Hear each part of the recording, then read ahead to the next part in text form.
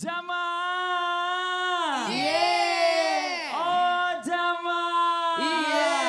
Alhamdulillah. Mana tepuk tangannya dari Lampung. Masya Allah, terima kasih banyak sudah mampir ke studio dan juga jamaah Islam Twinda yang ada di rumah. Terima kasih banyak yang selalu setia menyaksikan Islam Twinda. Masih di tema kita pagi hari ini ya. Tentang posisi berdoa biar kabul. Alhamdulillah. Ada video tayangan menarik ini, Masya Allah luar biasa. Ada cerita tentang akhirnya merasakan hujan di Masjid Nabawi. Ini Masya Allah, coba kita lihat tayangannya, ini dia. Ini Masya Allah luar biasa ya, luar biasa. Masya Allah. Karena memang nggak selalu hujan di sana tuh lebih banyak panasnya. Tapi gini Ustaz Syam, memang kenapa kita sering dengar ya bahwa salah satu doa yang diijabah itu adalah pada saat turun hujan. Betul. Nah pertanyaannya posisinya kita tuh harusnya di mana? Apakah kita hujan-hujanan? Apakah kita membasahkan sebagian aja untuk hujan atau kena air hujan dulu? Atau mungkin dari dalam masjid aja bisa? Nah yang mana yang terbaik? Boleh izin penjelasannya Ustaz Syam, tepuk tangan buat Ustaz Syam. Baik, saudara Maryam Tabe Guru Habib Nabil Ustaz Maulana Mas Fadli serta guru-guru kami dimuliakan Allah Subhanahu wa taala. Al-Qur'an surah Ar-Rum ayat 48. A'udzu billahi minasy syaithanir rajim.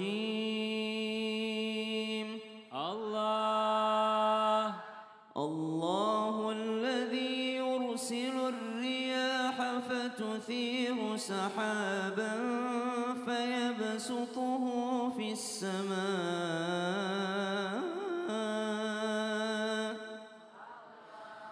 فيبسطه في السماء كيف يشاء ويجعله كسفا فترى الودق يخرج من خلاله فإذا أصاب به من يشاء من عباده إذا هم يستبشرون.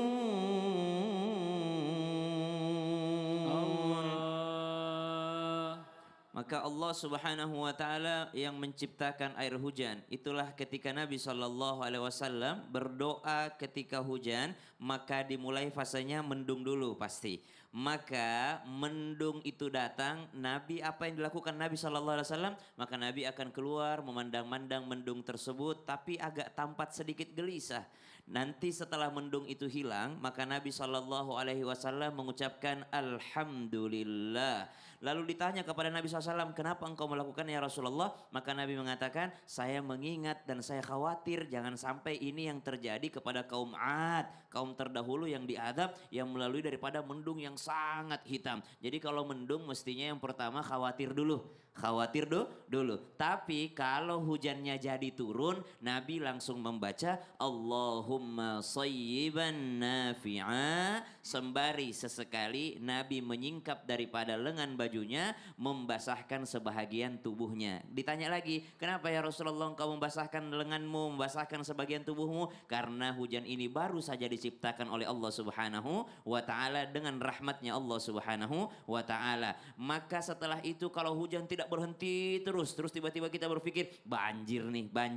Nabi membaca Allahumma hawalaina wala alaina. Ya Allah hujankanlah di sekitar kami bukan untuk mencelakakan kami. Subhanallah. Lalu setelah itu para sahabat juga membersihkan daripada barang-barangnya, disunnahkan juga untuk berwudu dengan air hujan. Yang jelas waktu hujan itu adalah waktu diijabahnya doa, entah hujan-hujanan yang penting auratnya tidak kelihatan, hujan-hujanan ataupun dalam masjid ataupun hanya membasahkan sebahagian. Oh semuanya bisa sama. Semuanya yang penting bisa. pas turun hujan. Betul Masya Allah. sekali. Makasih banyak Ustaz Syam. Sama-sama, Mas Fadli. Tepuk tangan buat Ustaz Syam.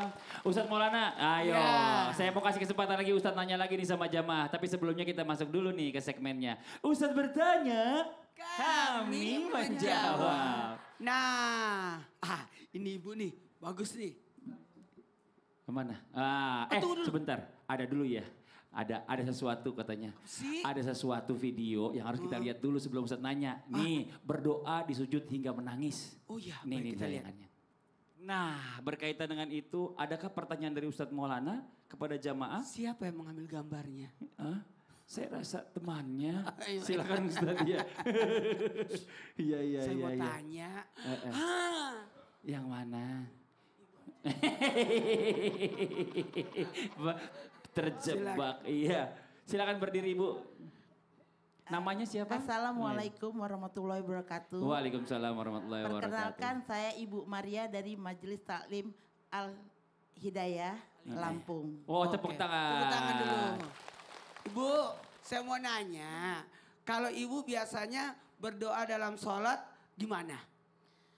Kan kata Ustadz, kalau kita membaca bacaan di luar bacaan sholat, itu bisa membuat kita batal kan Ustadz? Oh iya, benar. Iya benar ya. Berarti dia sudah belajar. Oh gitu. Diajari oleh ustaznya. Iya. Tapi dia lupa. Kenapa? Semua sholat bacaannya kebanyakan doa. Iya. Makasih banyak Ibu. Dan mungkin dia lupa. Apa itu? Kudungnya beda sama dia. Tepuk tangan dong buat Ibu ya, Masya Allah. Luar biasa. Ya. Betul, kata ibu tadi, Masya Allah tabarakallah. Kalau berdoa ingat selu kama raituni usalli. Karena sholat itu adalah syariat ibadah. Jadi kalau ibadah itu harus sesuai tuntunan Rasulullah. Berkaitan tentang sholat, tidak dibenarkan kita menggunakan bacaan-bacaan di luar bacaan sholat. Apalagi mohon maaf pada posisi, apakah kita ruku bisa baca Quran? Oh tidak bisa. Sujud lebih tidak bisa lagi, susah kan? Jamaah. Ayo kepada semuanya. Pertanyaannya, di sisi mana kita berdoa dalam sholat? Posisi, ingat sholat itu kumpulan doa-doa. 1, 3. Sholat itu adalah Kumpulan doa-doa. jadi sholat itu doa. Kumpulan doa-doa yang diawali dengan takbir dan diakhiri dengan salam dengan syarat dan rukun tertentu. Ketika kita sholat itu adalah bentuk doa. Ada 4 bentuk doanya. Berdiri, ruku, sujud, duduk. 1, 2, 3. Ruku, sujud, duduk. Ketika kita berdiri itu tanda ketundukan kita, kepatuhan kita, merendahkan diri dan siap menjalankan. Dari sini kita bisa belajar ketika kita berdoa paling bagus berdoa di 4 sisi ini. Mau tahu? Pada saat berdiri, di mana doanya? Al-Fatihah kan doa. Al-Fatihah kan doa. Ketika kita ruku memuji-muji Allah, itu juga doa. Bagaimana kita mendapatkan kemuliaan. Karena Allah tidak butuh pujian, tapi kita yang butuh untuk memuji. Kemudian sujud. Di sujud ini banyak ulama berpendapat bahwa doa dalam sujud itu sangat diijabah. Utamanya sujud terakhir. Sujud terakhir dan di dalam sujud terakhir itu cuman kalau mau baca doa tidak boleh dilapazkan, cuma di dalam hati. Dan bagusnya pada posisi salat sendiri. Jangan salat berjamaah. Orang udah bubar dia masih sujud. Atau dia imam, dia sujud kelamaan, makmunya setengah mati naik turun. Jadi kalau mau boleh bacaan panjang di dalam sujudnya. Cuma dalam posisi ini harus menjaga. Tidak boleh dilafazkan karena menambah bacaan. Betul. Kemudian apalagi ketika salam, duduk menuju salam sebaiknya kita berdoa juga di situ. Masya Allah. Terima kasih banyak Ustadz Maulana. Tepuk tangan buat Ustadz Maulana. Oke, sekarang waktu kita memberikan kesempatan kepada jamaah untuk tanya-tanya nih sama guru-guru kita. Tapi sebelumnya kita masuk dulu ke segmen Tanya Dong Ustadz. Kami semua tanya dong Ustadz. Oke, yang mau bertanya boleh silakan angkat tangannya. Mana? Oh, ini dulu nih. Yang cepat dulu deh kita kasih ya. Maaf, silakan Ibu. Bismillahirrahmanirrahim. Assalamualaikum warahmatullahi wabarakatuh. Waalaikumsalam warahmatullahi wabarakatuh. Tabi pun. Iya pun. Perkenalkan nama saya Nuryanti dari pengajian Al Hidayah Fajar Baru Bandar Lampung. Tepuk tangan dong buat Ibu Nuryanti. Ibu mau nanya apa Bu sama siapa? Saya mau bertanya dengan Habib. Boleh. Habib, bila di keluarga kita ada yang meninggal, sebaiknya kita doanya supaya terkabul dan didengar dekat di kuburan dan di samping nisan. Terima kasih. Wassalamualaikum warahmatullahi wabarakatuh. Waalaikumsalam warahmatullahi wabarakatuh. Maksudnya kalau seandainya kita ada saudara yang meninggal, katanya doanya itu kalau lebih bagus itu kalau langsung di kuburannya di samping nisannya di kepalanya mungkin Bib, maksudnya gitu. Mau izin penjelasannya Fatul Bib? Siap. Baik. Bismillahirrahmanirrahim. Izin Ustaz Maulana dan Ustaz Syam. Para pemirsa dan juga ibu yang bertanya tadi bagaimana kalau misalnya kita punya keluarga, saudara, ya sahabat dan sebagainya yang meninggal. Apakah kita berdoa di kuburnya dan sebagainya, di mana tempatnya, apakah di rumah dan sebagainya. Jadi begini, pertama adalah doa kita kepada orang yang sudah meninggal di rumah juga sampai. Ya dalilnya di surah Al-Hasyr. Ayat yang terakhir dikatakan Rabbana ighfir lana wa li ikhwanina alladziina sabaquna bil iman. Ya Allah ampuni kami dan seluruh keluarga saudara-saudara kami yang sudah meninggal dalam iman.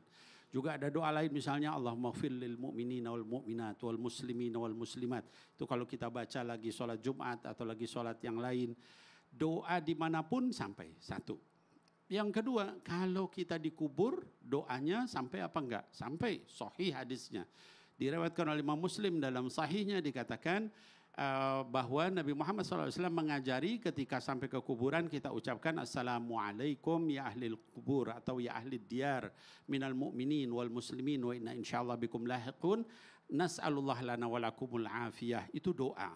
Ya, hadisnya sahih Muslim, artinya berdoa di kubur pun itu sahih hadisnya. Ya.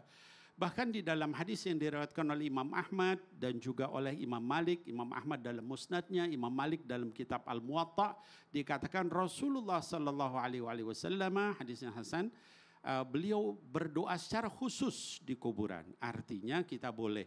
Imam Nawawi bahkan di kitab Al-Adhkar kalaupun kita khatam Quran di kubur juga boleh ya dihadiahkan. Nah, jadi silahkan orang mau yang berdoa di kuburnya atau yang tidak. Yang penting tadi saya katakan selalu saling menghormati, saling mencintai sesama muslim. Jangan saling memvonis. Lalu kemudian bagaimana kalau misalnya kita doa di kuburan tadi pertanyaan ibu tadi. Apakah di nisannya, di kepalanya atau di kakinya dan sebagainya begini. Al-Imam Asy-Syarbini ya di dalam kitab tafsirnya Siraj Al-Munir ya beliau menyampaikan bahwa sunnah atau adabnya kalau kita masuk ke kuburan berziarah itu di bagian kepala dari mayat gitu ya. Kenapa? Karena kalau misalnya kita menghadiri mereka yang masih hidup pun itu kita melihat kepalanya gitu ya. Nah, maka kalau mampu itu di bagian kepalanya lalu kemudian kita berdoa di situ. Tapi Bim nggak mampu, ada misalnya Mas Fadli ada pohon gitu kan bagian kepalanya atau ada kuburan lain di bagian kakinya juga tidak apa-apa. Itu hanya adab saja. Oh gitu. Kalau misalnya kan kepala kan berarti kan kita membelakangi kiblat. Apa kita ngebelakangin kepala menghadap kiblat baiknya? Nah, itu juga yang terbaik adalah yang lebih sunnah lagi adalah kita menghadap kiblat. Masya Allah. Itu nomor satu. Kalau enggak begitu maka menghadap kepalanya. Kalau tidak bisa juga karena ada kuburan ada yang lain boleh menghadap kakinya. Masya itu adab Allah. Saja. Jadi bukan haram halal. Iya. Makasih banyak Habib. Sama-sama. Jazakallah ilmunya. Tepuk tangan dong buat guru kita Habib. Nabila Musawa. Oke, kita minta lagi kesempatan yang mau bertanya. Boleh silakan angkat tangannya lagi ayo. Yang mana dulu? Atas apa bawah nih? Oh atas dulu. Ya Allah, nunjuknya beda loh. Ih, imut banget sih Ibu. Ya Allah. Silakan. Berdiri Bu, berdiri. Iya. Assalamualaikum warahmatullahi wabarakatuh. Waalaikumsalam warahmatullahi wabarakatuh. Tapi Pun. Iya Pun. Perkenalkan nama saya Haja Samiati dari Pengajian Al-Hidayah Bandar Lampung. Tepuk tangan buat Ibu Haja Samiati. Saya ingin bertanya pada Ustadz Syam. Boleh. Apakah kalau kita berdoa itu wajah kita menuju ke langit? Menuju ke langit Menatap maksudnya menatap. Melihat ke langit. Iya. Apakah itu Allah akan kabulkan doa kita? Yang kita doakan itu doa tertentu apa doa bebas Ustadz? Oh gitu. Terima kasih. Assalamualaikum warahmatullahi wabarakatuh. Waalaikumsalam warahmatullahi wabarakatuh. Ini ibunya imut banget kayak nenek saya. Iya, saya nenek juga saya inget imut. nenek. Cucunya gede begini. Terima kasih Ibu. Silakan Ustaz Syam dijawab, betul. Baik, saudara tabi guru-guru Ustaz Maulana Habib Nabil Mas Fadli serta guru-guru kami mulakan Allah Subhanahu wa taala. Al-Qur'an surah Al-Baqarah ayat 144. A'udzu billahi minasy syaithanir rajim. Allah qad nara taqalluba wajhika fis samaa'i falanuwalliyannaka qiblatan tardaha فول وجهك شطر المسجد الحرام وحيث ما كنتم فولوا وجوهكم شطره وإن الذين أوتوا الكتاب ليعلمون أنه الحق من ربهم وما الله بغافل عما يعملون Allah.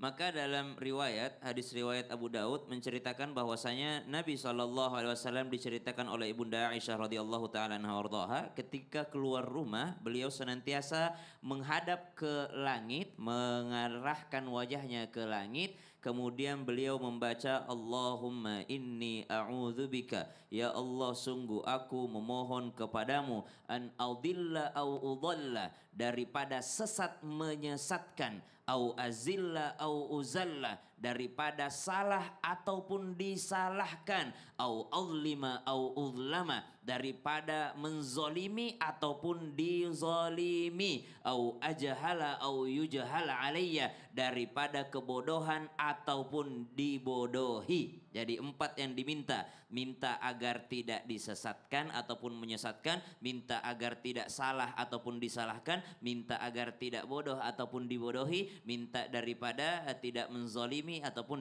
dizolimi. Itu yang Nabi SAW doa menghadap langit setiap keluar daripada rumahnya. Tapi ulama berbeda pendapat. Kebanyakan daripada mereka mengatakan menghadapkan wajah ke langit ketika berdoa di luar sholat. Kalau dalam sholat haram. Kalau di luar sholat dia ulama mengatakan makruh. Sebagiannya lagi mengatakan boleh. Paling utama menghadapkan wajah ke kiblat, ke arah kiblat. Masya Allah. Makasih banyak Ustaz Syam. Tepuk tangan buat Ustaz Syam. Begitu ya Bu Haji penjelasannya.